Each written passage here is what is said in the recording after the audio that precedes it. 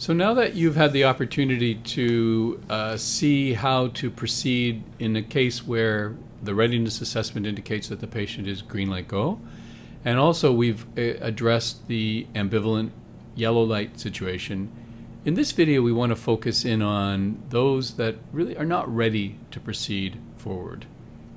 And the important piece really about working with patients who are not ready is to keep the conversation going. That is, we don't send them away, we don't end the conversation.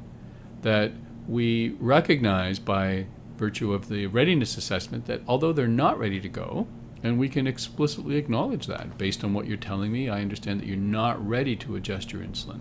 Given that, could we continue to talk about reasons why and where we could go? And when you do that, that is, you acknowledge what the patient is saying, and then you ask permission or invite the patient to continue the conversation. That's a very non-controlling, non-judgmental, collaborative way of keeping the conversation going. And then the real issue is to understand the reasons why the individual is not ready.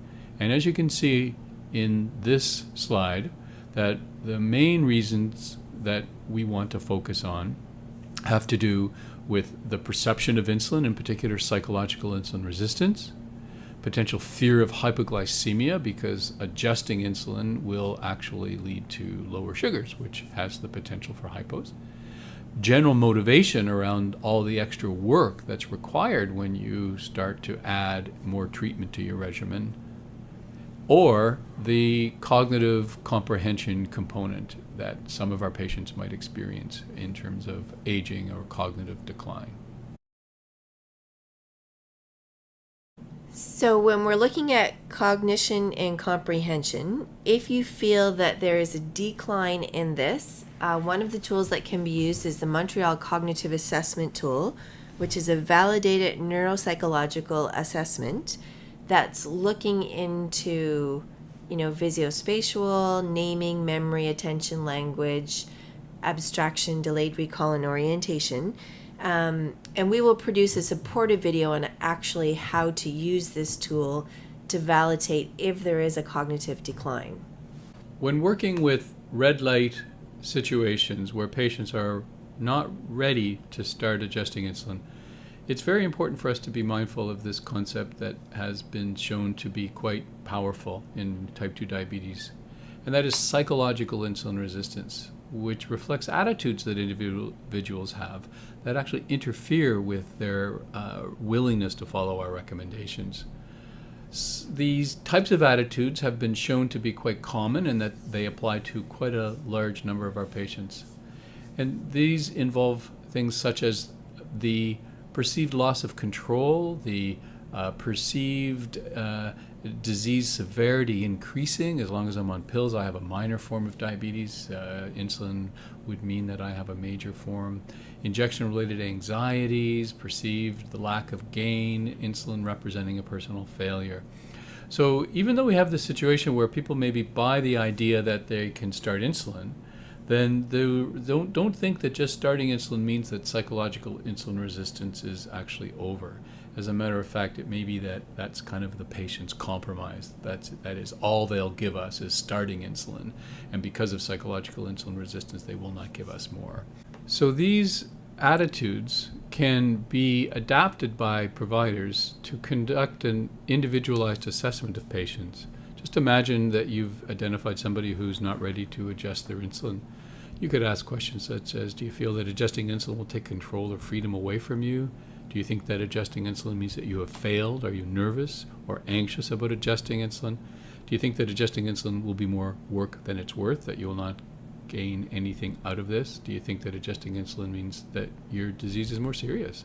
Do you lack the confidence about your ability to manage your diabetes using insulin? And you can see that these questions really are turning the assessment of psychological insulin resistance into a clinician interview, and we will help you to follow through with this in a subsequent video.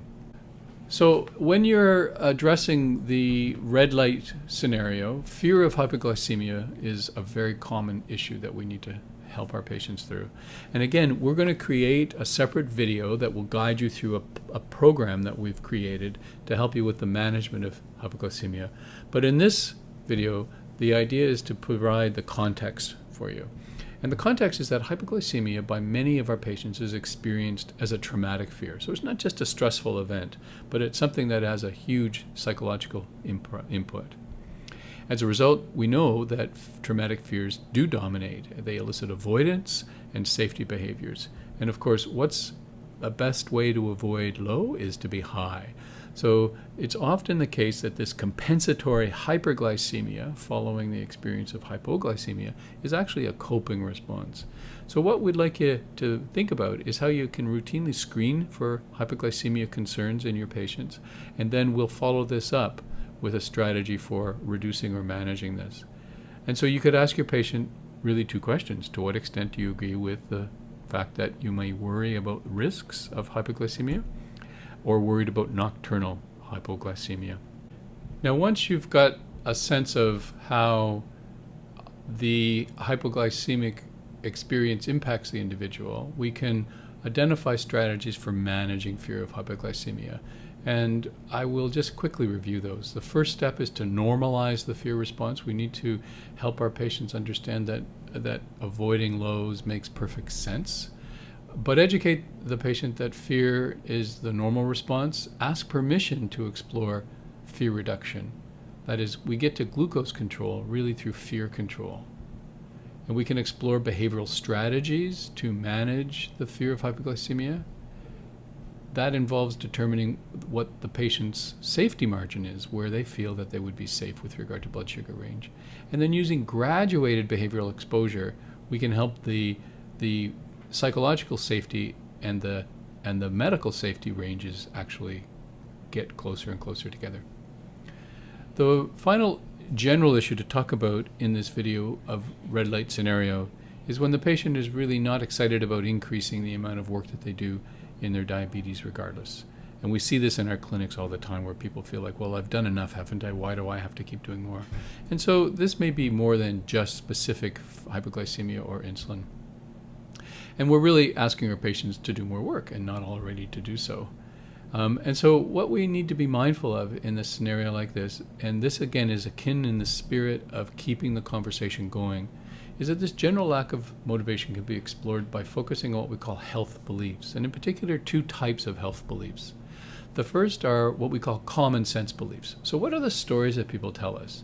And we will all recall this. Someone who says that, well, my grandfather went on insulin and he died relatively soon afterwards, therefore I think it was the insulin that killed him. Those types of personal stories that have a lot of power, we call those common sense beliefs. And they can't be ignored. They have to be understood and talked about and worked through in order to get to what the clinical recommendations would suggest to us. And apart from common sense beliefs, it's also very helpful to use the health belief model to guide our understanding of where patients are coming from. And in particular, for us to consider how serious the patient is considering the diabetes, the extent to which they feel that it's their job, their personal responsibility, and whether the work that they do is actually going to lead to the outcomes that they want. So we call this perceived seriousness, perceived responsibility, and controllability. And again, we will follow these up with specific videos to guide you through some examples of how to implement these strategies.